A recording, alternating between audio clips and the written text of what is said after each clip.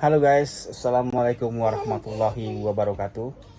Udah sekian lama kita nggak membuat video untuk konten YouTube kita. Kali ini kita akan membahas tentang mistis. Jadi pada tahun 2007, gue pernah ditempatkan di Sibolga guys. Gue bekerja di salah satu kantor pemerintahan di perhubungan laut, tepatnya di distrik navigasi. Jadi tahun 2007 gua kerja di Sibolga karena penempatannya di Sibolga. Singkat cerita, gua ngekos di salah satu rumah warga. Kan kebetulan bapak yang punya kos-kosan itu orang Medan. Jadi gua ngekos di rumahnya. Gua ngekos di lantai 2. Di lantai 2 di rumah kos-kosannya. Karena rumah kos-kosannya cukup luas lah kita bilang. Sorry guys ya, itu anak saya nggak apa-apa. Cuekin aja. Jadi gua ini kerja sebagai operator radio pelayaran di SROP lah, Stasiun Radio Pantai Pelayaran. Tepatnya di Sibolga dulu ya. Sekarang gue udah pindah ke Belawan. Jadi gue kerja jam 3 sore. Jam 3 sore. Kita ada 2 shift. Ada 3 shift, sorry. Gue kerja jam 3 sore, pulang gue sekitaran jam 10 malam. Sekitaran 8 jam kerja. Begitu gue pulang, dan kan gue nggak langsung pulang ke kos-kosan, jadi gue ya nongkrong dulu, makan nasi goreng, cerita-cerita lah sama teman yang satu perantauan ya waktu di Sibolga, dari Medan ke Sibolga kan.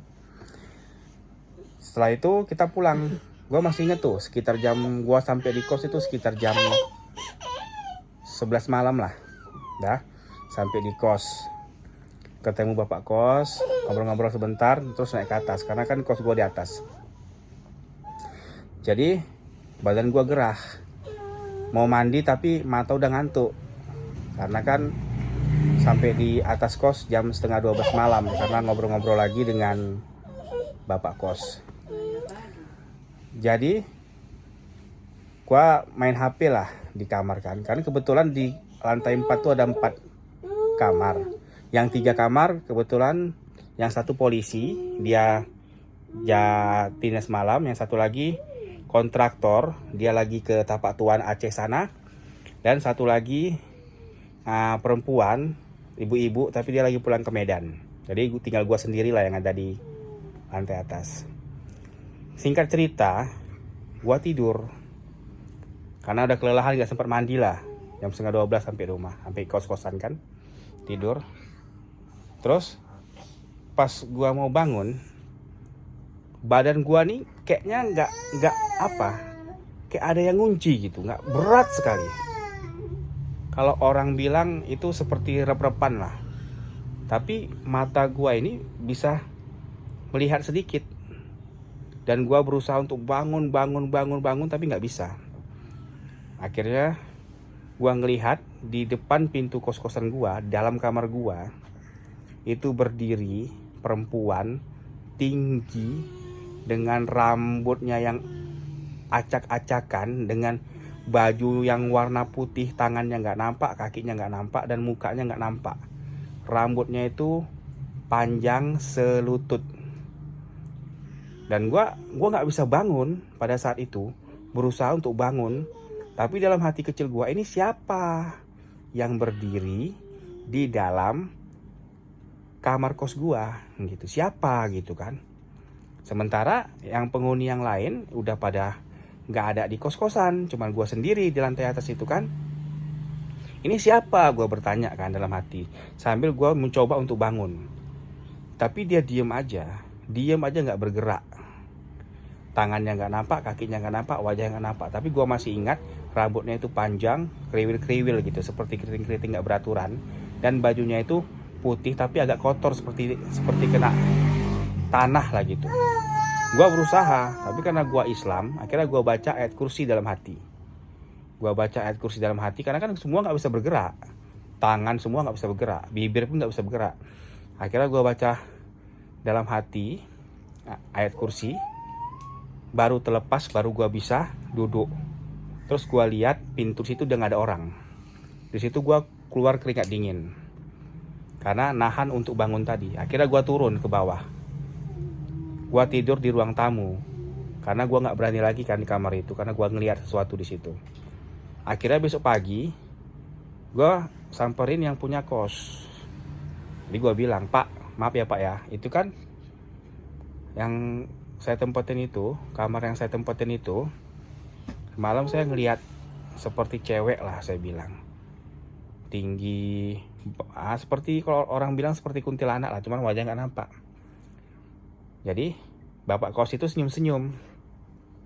Akhirnya saya tanya, "Bener lah Pak, itu sebenarnya apa di kamar itu yang saya tempatin itu?" Karena gini loh guys, kamar yang saya tempatin itu besar dan nggak ada yang mau tinggal di situ dan murah gitu. Sementara teman yang di atas itu ada 4 kamar kan, yang 3 kamar tuh kecil-kecil gitu, harganya 450.000 sebulan. Kalau saya kok murah, cuma 250.000. Makanya situ saya pertanyakan kan.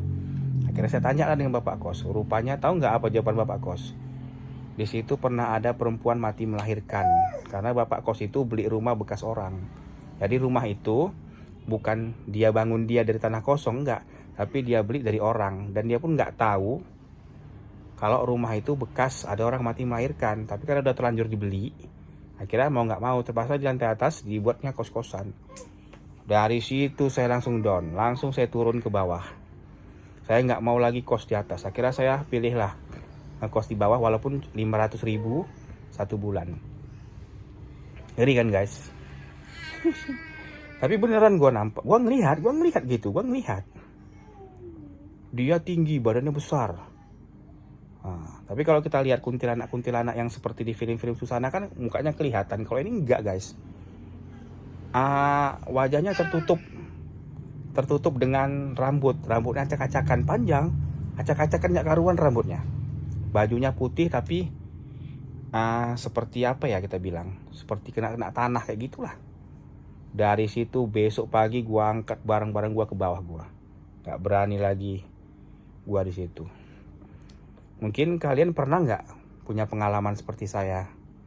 Ini pengalamannya udah lama, udah sekitar 10 tahun yang lalu. Tapi berani gue ceritakan saat inilah. Mungkin kalian pernah nggak merasakan atau pernah mengalami pengalaman yang seperti saya ceritakan tadi. Ya oke guys ya, mungkin itu aja. Kita akan ketemu lagi. Kalau banyak yang nonton video tentang cerita saya ini, mungkin kita akan ceritakan pengalaman orang lain atau pengalaman teman saya nanti. Tapi ini pengalaman saya sendiri waktu saya di Sibolga dulu, tapi sekarang saya udah pindah ke Medan. Jadi ini pengalaman udah 10 tahun yang lalu lah, tapi baru saya up sekarang. Oke, terima kasih, mungkin itu aja guys. Assalamualaikum warahmatullahi wabarakatuh.